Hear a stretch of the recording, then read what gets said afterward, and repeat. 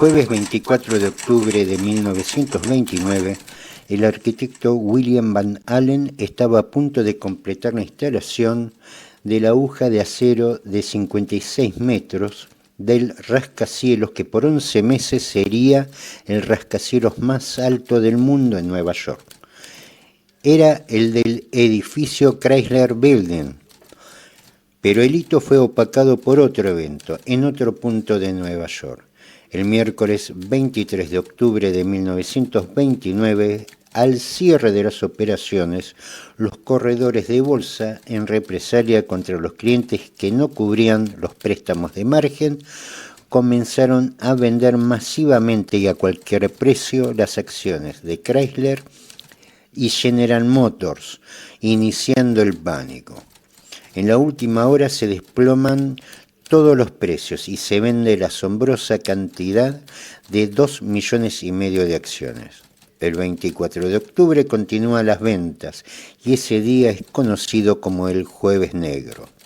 A partir de ese día se desata una serie de eventos que inicia 10 años de recesión en el mundo. En 1935 la Comisión Pecora pone al desnudo la corrupción del régimen liberal y se asienta las bases de los conflictos que llevaron a la Segunda Guerra Mundial en 1939. Ese 24 de octubre, 10.000 personas estaban frente a la Bolsa de Nueva York, sobre Wall Street, desde Broadway hasta el East River. Ninguno de ellos era consciente de lo que estaba por suceder y de su dimensión.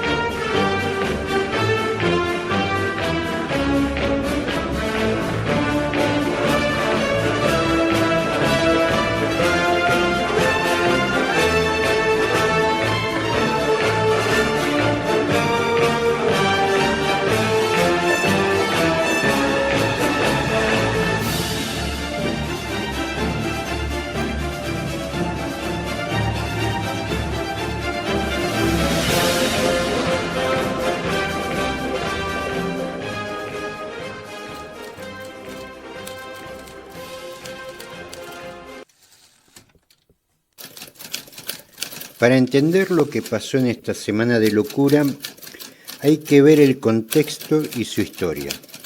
Deberemos remontarnos a 10 años atrás para entender las causas y los fundamentos del globo financiero que cambiaría el mundo, hasta la llegada del ya desaparecido neoliberalismo.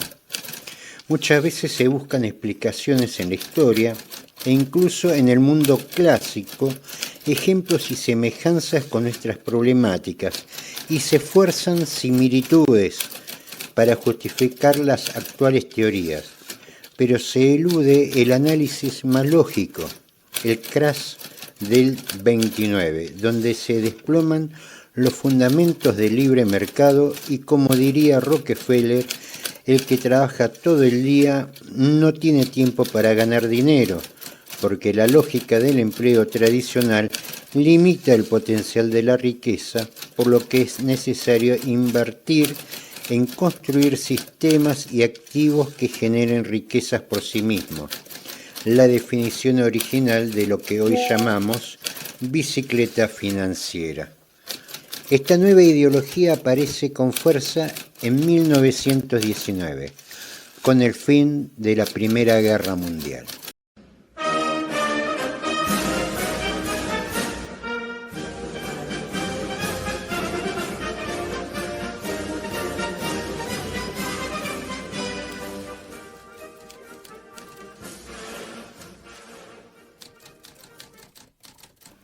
Las economías de Europa continental estaban destruidas. la economía del Reino Unido agotada y todas endeudadas. El hecho que en Estados Unidos no se desarrollara la guerra en su territorio y fuera el principal acreedor, le dejó a su industria aceitada el camino libre de competidores. El camino está libre de competidores.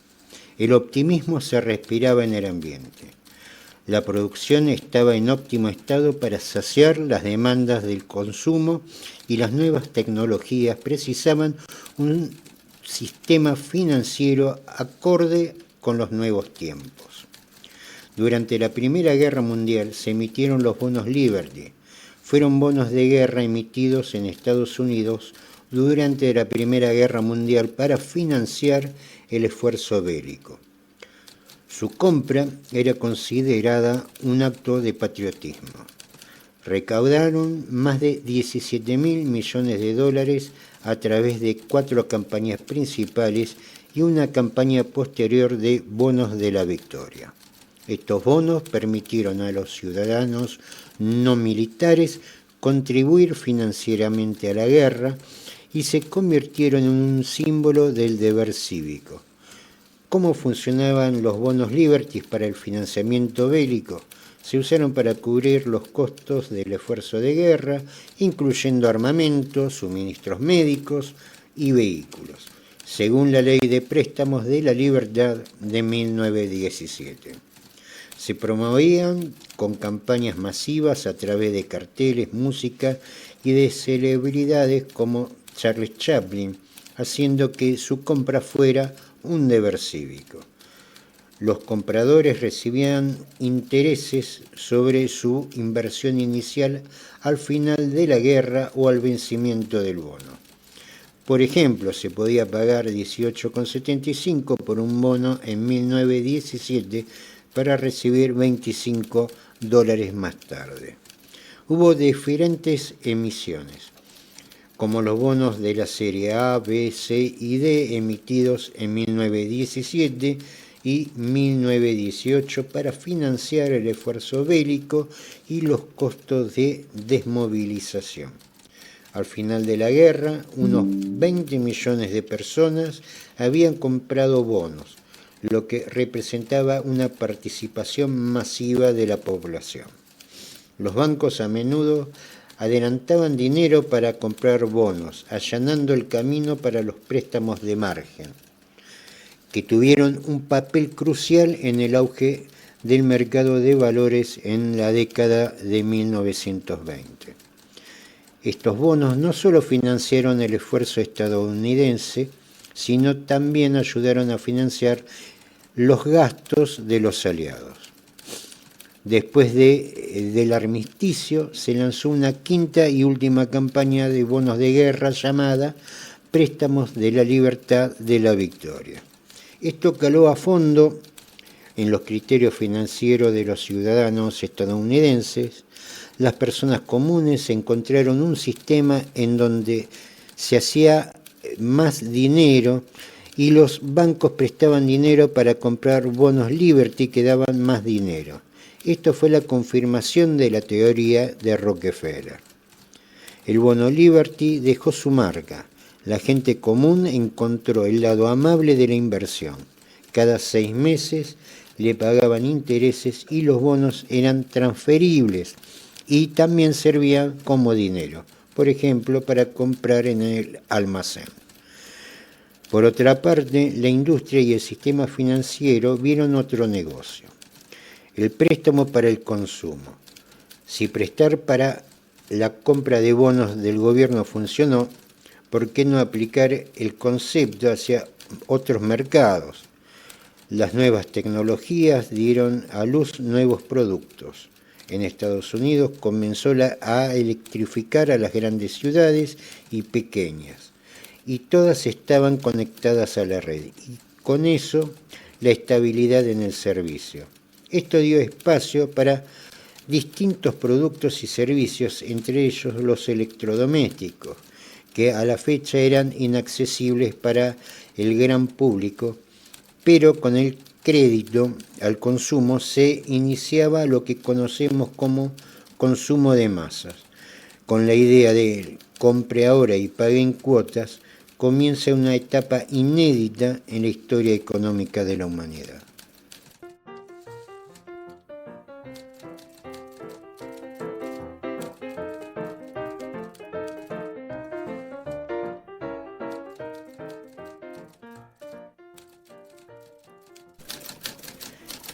Esta etapa sociocultural también modificó la relación de la mujer en la sociedad, pero se debe dejar en claro, se habla de mujeres blancas. La década de los 20 estuvo definida por un nuevo ideal femenino de mayor libertad e independencia personal. El surgimiento de las flappers simbolizó esta rebelión. Eran mujeres jóvenes que adoptaron un estilo de vida más atrevido.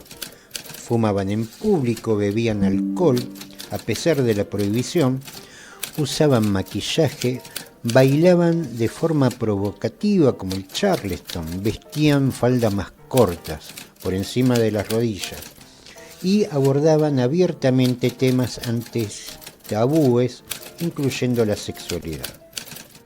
La difusión de electrodomésticos y la posibilidad de comprar ropa prefabricada redujeron la carga del trabajo doméstico, liberando tiempo para las actividades de ocio, deportes y vida social.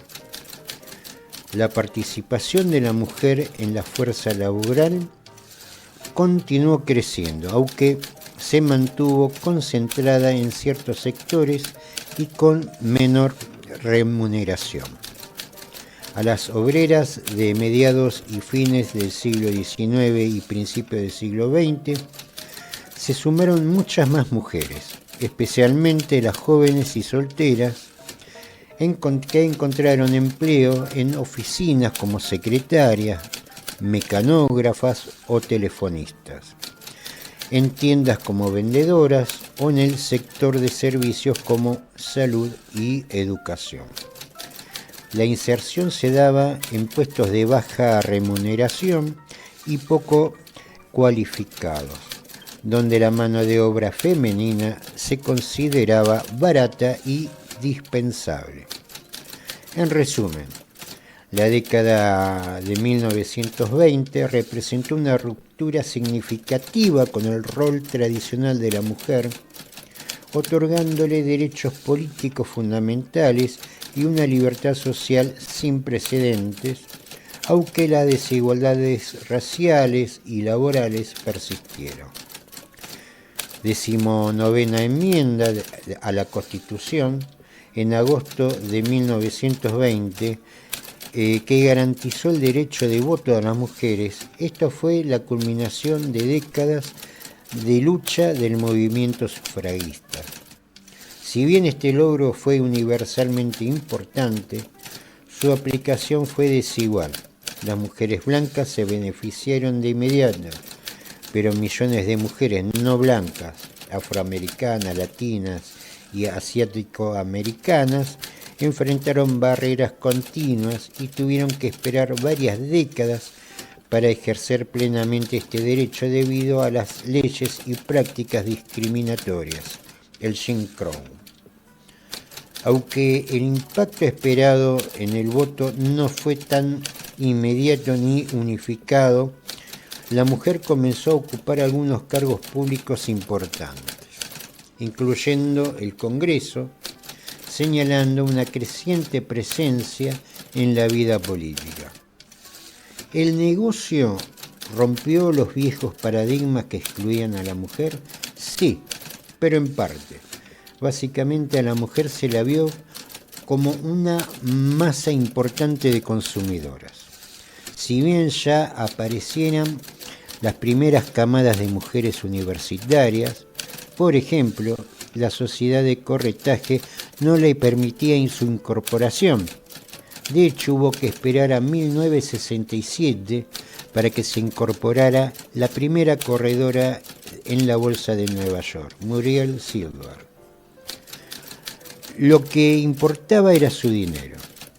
La prosperidad de los felices años 20 se abrió a mujeres blancas de clase media y alta. como inversoras, y si bien no podían ser agentes, la mujer empezó a tener otro lugar en la sociedad.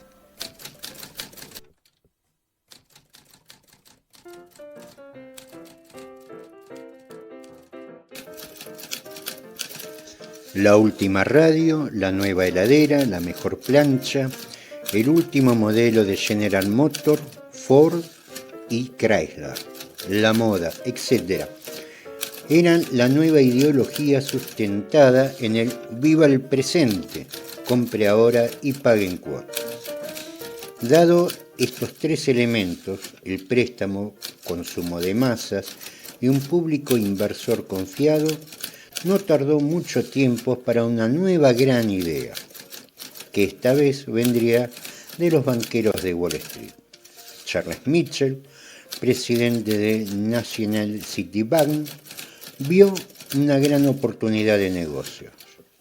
La Bolsa de Valores de Nueva York, fundada en 1792, era un espacio donde la élite comercial y banqueros hacían negocios entre ellos. No existía ningún tipo de regulación y quizás estaba bien en ese círculo donde todos se conocían y sabían lo que hacían. Nada daba lugar para que el Estado interviniera, pero esto cambió en la década de 1920. Ya en 1907 existía una crisis financiera con consecuencias importantes en lo que se conoció como el pánico de los banqueros, con retiros masivos de fondos, asustado por la repentina quiebra de Knickerbocker Trust Company. Esta crisis comenzó con el intento fallido de manipulación de las acciones de United Cooper Company, con dinero prestado que desapareció y que puso en duda la liquidez del sistema bancario. Pero por otro lado, el capitalismo liberal vio confirmada su teoría de que el mercado encuentra solo las soluciones. Y en parte fue así. Si bien no pudieron controlar los efectos posteriores de la crisis, sí evitaron la bancarrota generalizada. El financista Jean-Pierre Von Morgan asumió un rol fundamental y organizó y dirigió los esfuerzos de rescate privado, inyectando dinero propio y convenciendo a otros banqueros a imitarlo. Resolvieron la crisis y también se convencieron que ellos, los banqueros, podían resolver estas cuestiones ellos mismos sin intervención del Estado. Otros pensaban distinto y se impusieron. En 1913 se funda la Reserva Federal, la Fed, para actuar como prestamista de última instancia y gestionar la política monetaria. Pero las teorías de los partidarios de la regulación no tenían en la práctica confirmación y por el otro lado los defensores del libre mercado sí. Con el tiempo el criterio del libre mercado se impuso hasta 1929, donde se dieron cuenta que el tamaño sí importa.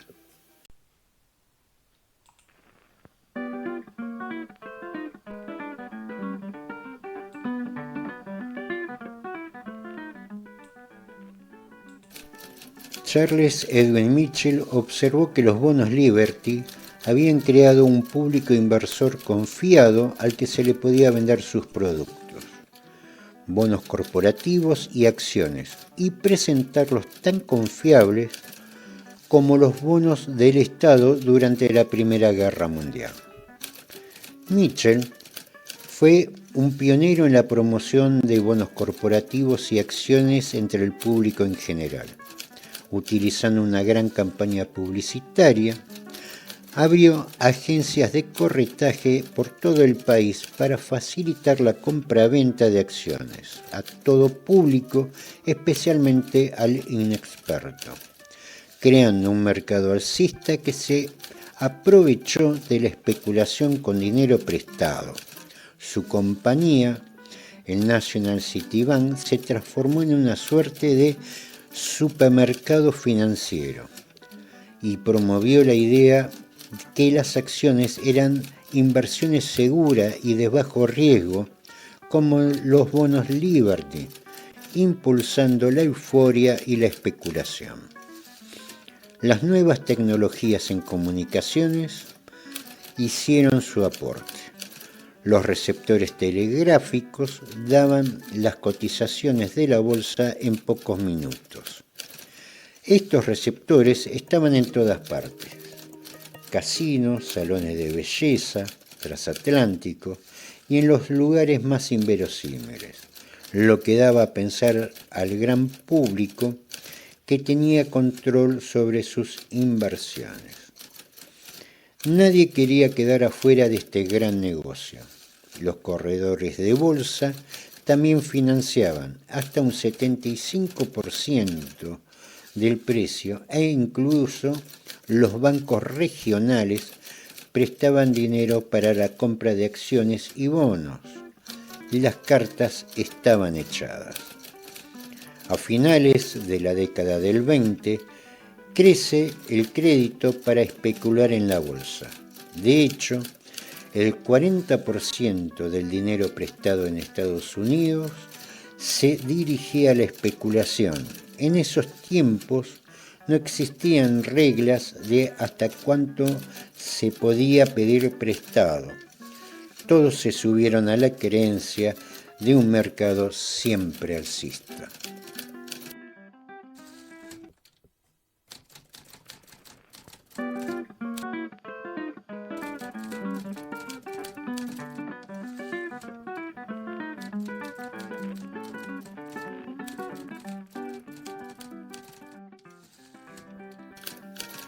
Al juego de la bolsa se suma un público inexperto, carne fresca para los lobos de Wall Street.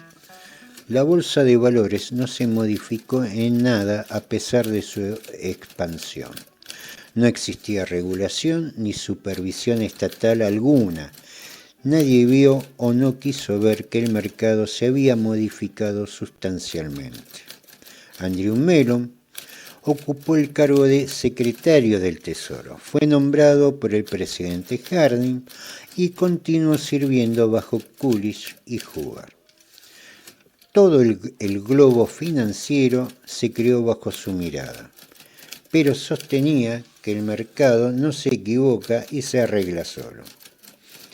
Las revistas y diarios realzaban historias de fortunas que se formaban de la noche a la mañana, sobre la ilusión de un mercado siempre alcista. Entre los personajes destacados por las publicaciones aparecen figuras como la de Joseph Patrick Kennedy, Joe, padre del quien en 1961 fuera el presidente de Estados Unidos. Era la nueva generación, a los que todos querían emular. Joven, audaz, imaginativo, era el estereotipo al que todos inspiraban. Pero la realidad era otra. Joe Kennedy, con otros inversores, compraban una acción metódicamente para que aumente su valor. Cuando el público general se subía a esta compra, estos vendían, tiraban de la alfombra, quedándose con las ganancias y dejando a los inexpertos con las pérdidas. Hay que entender que en esa época este tipo de maniobra no era ilegal. De hecho, existían bancos que tenían lista de inversores privilegiados que, sin participar de lleno en la bolsa de valores, administraban sus cuentas con una serie de acciones y bonos sobre los carriles de la información privilegiada. En estas maniobras se destacan uno de los banqueros más importantes del distrito financiero, Thomas William Lamont, principal accionista y presidente del JP Morgan, cuyas oficinas se encontraban en la vereda de enfrente a la bolsa de valores. Lamont no involucró directamente en la bolsa de Nueva York al JP Morgan, pero sí tenía un gran control. Sus contactos políticos lo colocó como el principal personaje, con gran influencia en la política económica de Estados Unidos. Lograba alejar los controles del Estado en la bolsa de valores, donde tenía al corredor de bolsa del JP Morgan como presidente, a Richard Whitney. Influencia en el gobierno, control de la bolsa e información privilegiada. Sin duda, el que quería hacer dinero tenía que hablar con Lamont.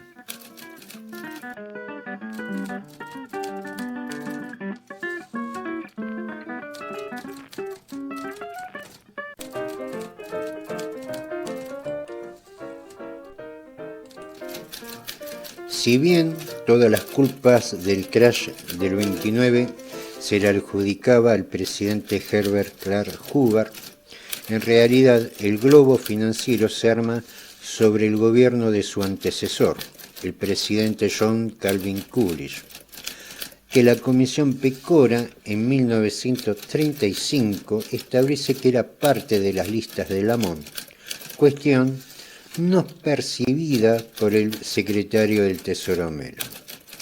Montado en la bonanza económica, el Partido Republicano continúa en el poder.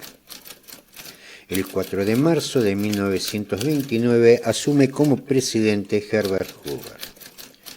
Los rumores de expertos sobre que algo andaba mal en la bolsa de valores estaba ganando espacio.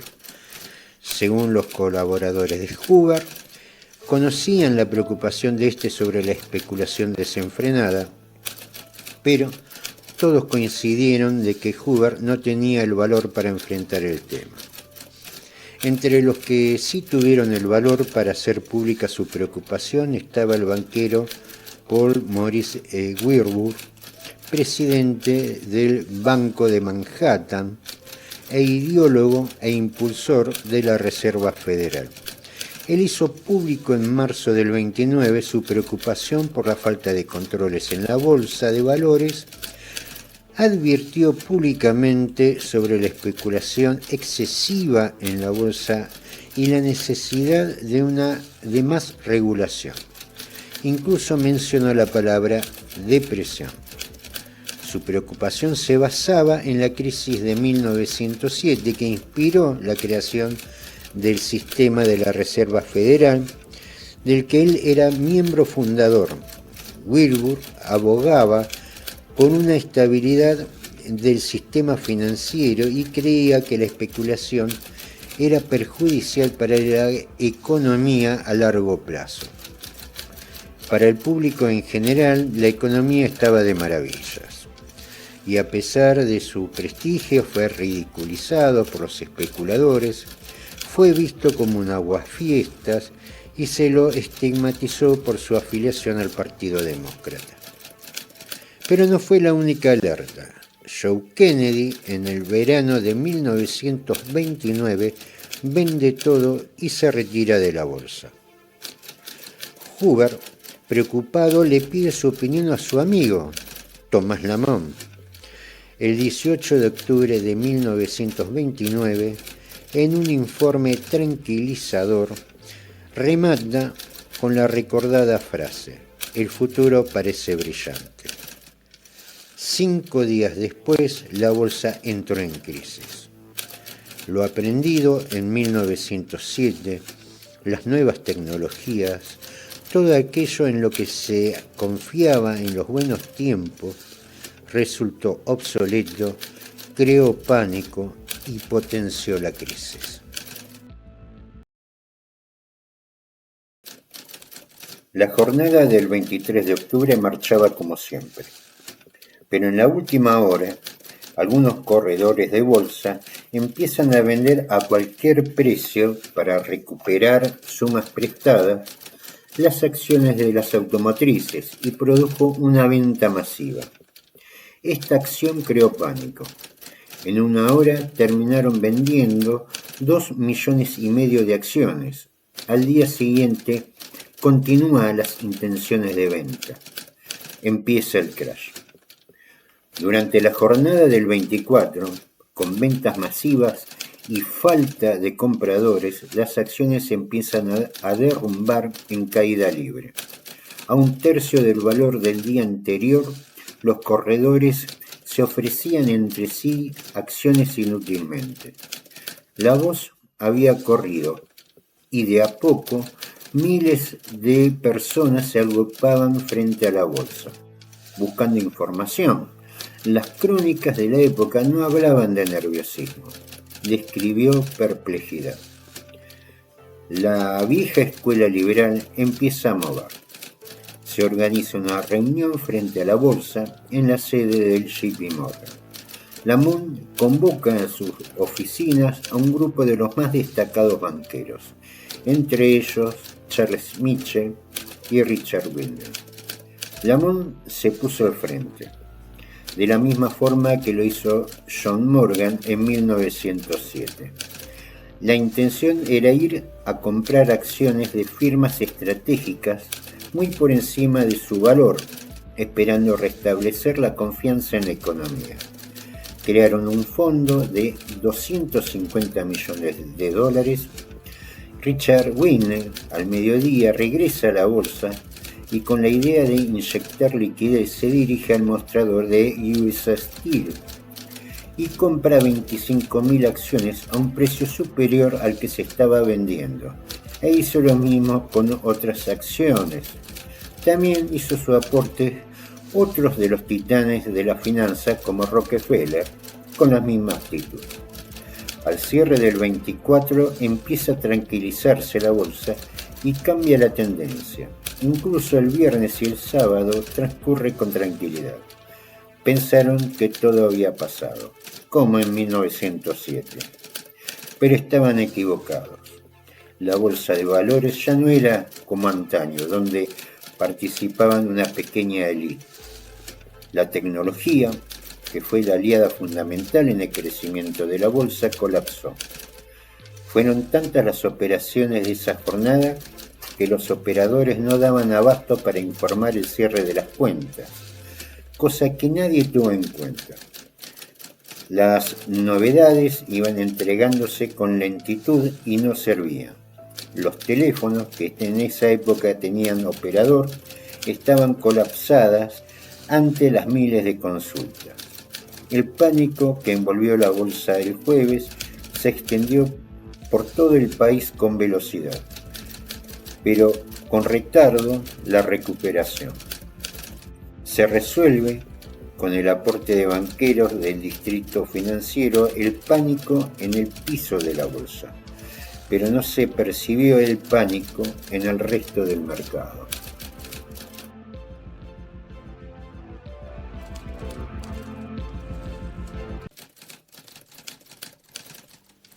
Ahora se empieza a conocer el lado oscuro de la compra a crédito.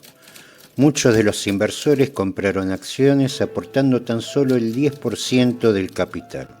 El resto era prestado y entre los financistas estaban los corredores de bolsa, que nunca fueron del círculo de Lamont. No estaban en la cocina que manejaba la bolsa y entraron en pánico. Por el miedo a perder el dinero prestado, empiezan desde el viernes 25 a notificar a sus clientes, pidiendo que cancelen sus deudas. De no ser así, venderían sus acciones. La gran mayoría de sus clientes no contaban con el dinero suficiente, precisaban tiempo. Pero la sociedad de corretaje, llevado por el pánico, el martes 29 empieza a vender las acciones. Esta acción contagió a todos. Las ventas adquirieron un volumen superior al del jueves 24. Ya no hubo reunión en el JP Morgan. Ya no había nada que hacer. Durante el resto de la semana continuó la caída. Hoover y Mellon sostenían que el mercado se corregiría solo. No hicieron nada, quedando como resultado final que en 36 horas, en el mejor de los casos, las principales empresas de Estados Unidos perdieron el 22% de su valor.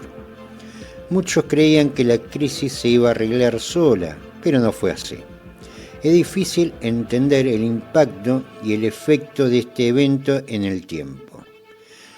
En lo que se creía se desplomó como un castillo de naipe. La destrucción de capital fue feroz y muchos encontraron en el suicidio la respuesta.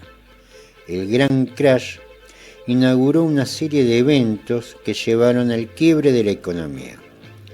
Hoover y Mellon mantuvieron al dólar en su cotización de 20,67 por onza Troy, lo que no ayudó a aminorar el impacto. Todo lo que sostuvo lo que durante la década del 20 y dio la sensación de riqueza perpetua, se vino en contra. Los bancos que habían prestado a inversionistas y a la sociedad de corretaje para la especulación perdieron el dinero de los ahorristas. En esos tiempos no existían fondos de garantía, ni encajes, ni auxilio federal. Sencillamente, si el banco invertía mal, el depositante se quedaba sin sus ahorros. Pero eso no fue todo. La pérdida de capital en la economía de Estados Unidos tras el crash de 1929 fue masiva y tuvo un impacto devastador, marcando el inicio de la Gran Depresión. Aunque es difícil dar una cifra exacta y única para la pérdida total de capital de toda la economía, que va más allá del valor de las acciones, las pérdidas en el mercado bursátil fueron inmensas. La pérdida bursátil inicial se estima que solo en el famoso Martes Negro, 29 de octubre de 1929, el mercado perdió unos 14.000 millones de dólares de valor total de las acciones. Pérdidas acumuladas en los primeros años de la década de 1930 se volatilizaron unos 20.000 millones de dólares como consecuencia directa del desplome bursátil. Para 1932, más de 3/4 partes del valor de las empresas en la bolsa se habían evaporado con respecto a los niveles máximos de 1929. El índice Dow Jones cerró en 1932 con un deterioro de cerca del 89% desde su punto más alto. Las consecuencias generales llevaron al PIB, Producto Interno Bruto de Estados Unidos, a una disminución de un 27% para 1932. La producción industrial se redujo un 50% en ese mismo periodo. Más de 4.000 bancos quebraron y más de 100.000 empresas desaparecieron hacia 1933. El crash de Wall Street de 1929 y la subsiguiente Gran Depresión no fueron solo eventos económicos, fueron una catástrofe social y humanitaria que transformó la vida de millones de personas a nivel mundial. El colapso de la bolsa de Nueva York fue el detonante de una crisis que se extendió rápidamente.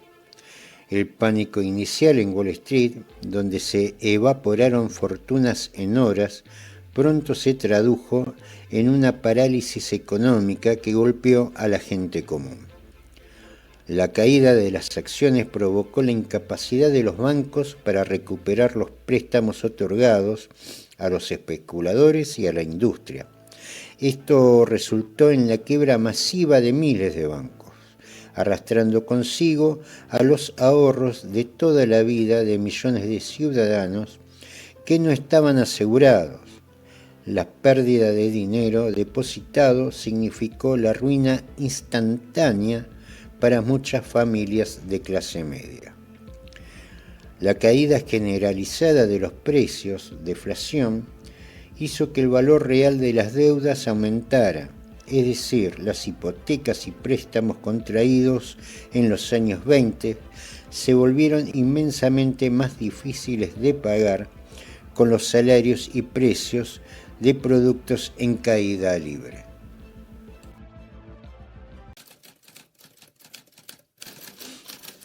El efecto más devastador y visible en la población fue el desempleo. Con la caída del consumo y la falta de crédito, la producción industrial se redujo drásticamente, hasta un 50% para 1932, y más de 100.000 empresas cerraron sus puertas. El número de obreros sin trabajo aumentó en forma espectacular. En Estados Unidos el desempleo alcanzó un pico de aproximadamente el 25% de la población activa, alrededor de 12 millones de personas en 1932, una cifra nunca vista. La pérdida de empleo no solo significó la pérdida de ingresos, sino una profunda crisis de dignidad y masculinidad para muchos jefes de familia que se vieron incapaces de proveer. Los desempleados hacían largas colas para conseguir limosna o algo de comida. La cultura individualista de la época hacía que muchas personas culparan a sí mismas por la situación económica, sintiéndose como fracasos en lugar de víctimas de una crisis sistémica. Las parejas a menudo aplazaban o evitaban tener hijos debido a la incertidumbre y a la incapacidad económica para mantenerlos. La crisis no se limitó a las ciudades. Golpeó duramente al sector agrario, que ya sufría problemas de superproducción desde antes del crash. La abundante producción, sin suficiente demanda, hizo que los precios agrícolas se desplomaran, arruinando a granjeros y campesinos que ya estaban endeudados.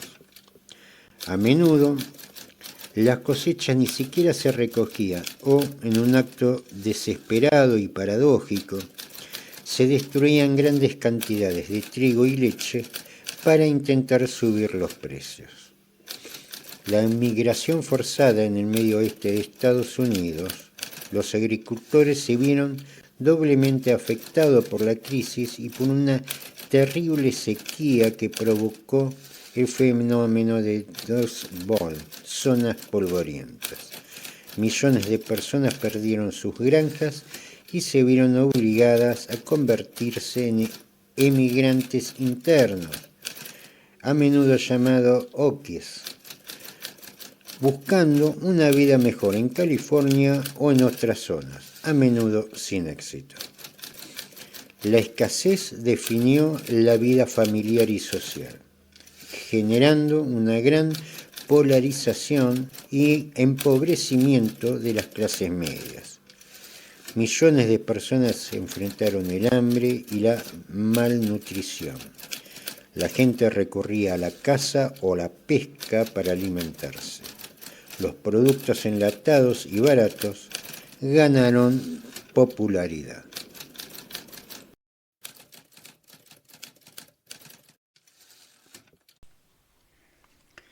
Muchas familias perdieron sus hogares al no poder pagar las hipotecas o el alquiler, viéndose obligadas a vivir en barrios de chabolas improvisados, conocidos despectivamente como Hoovervilles, en alusión al entonces presidente Herbert Hoover.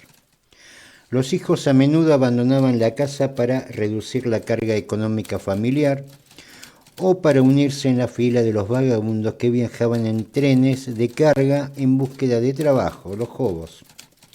Las mujeres y las minorías se enfrentaron a una discriminación aún mayor en el ya escaso mercado laboral. La desesperación se apoderó de la sociedad. Había una sensación general de sonambulismo y de que el sistema capitalista y la prosperidad de los años 20 habían fallado totalmente. La ruina económica, la pérdida de estatus llevaron a un aumento de la depresión, la ansiedad y trágicamente de las tasas de suicidio. La espera en la cola del pan. La mirada de Meredith Lesser ciudad de Minneapolis, Minnesota, 1930.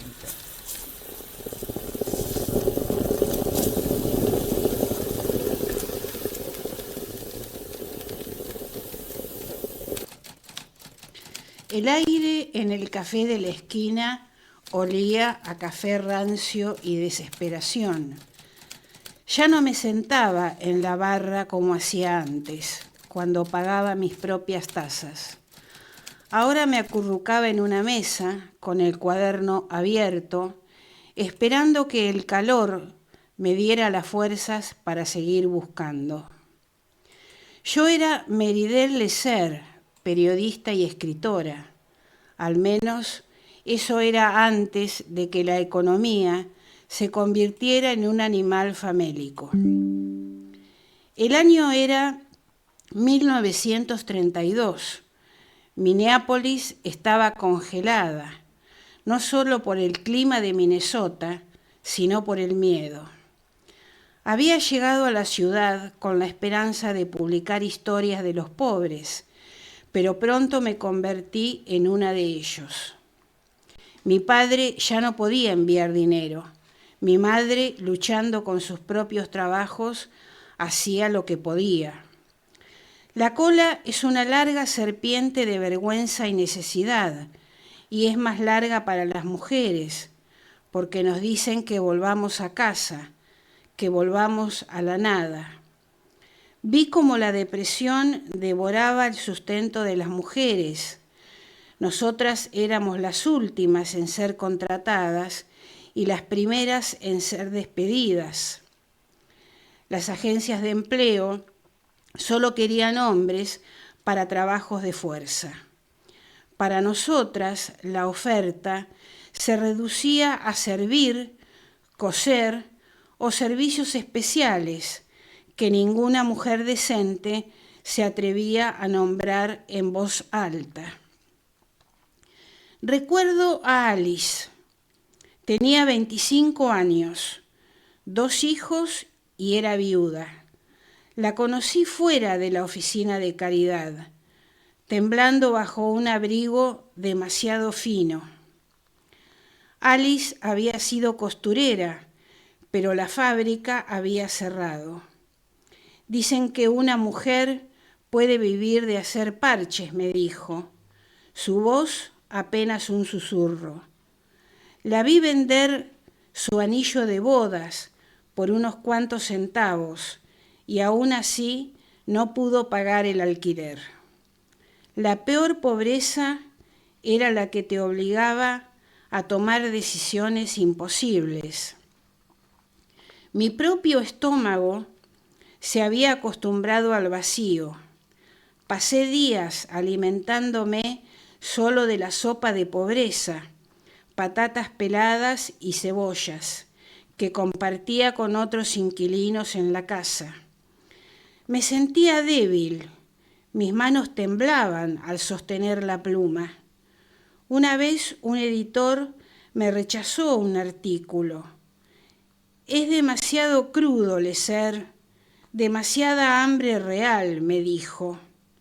¿Cómo iba a escribir de otra cosa?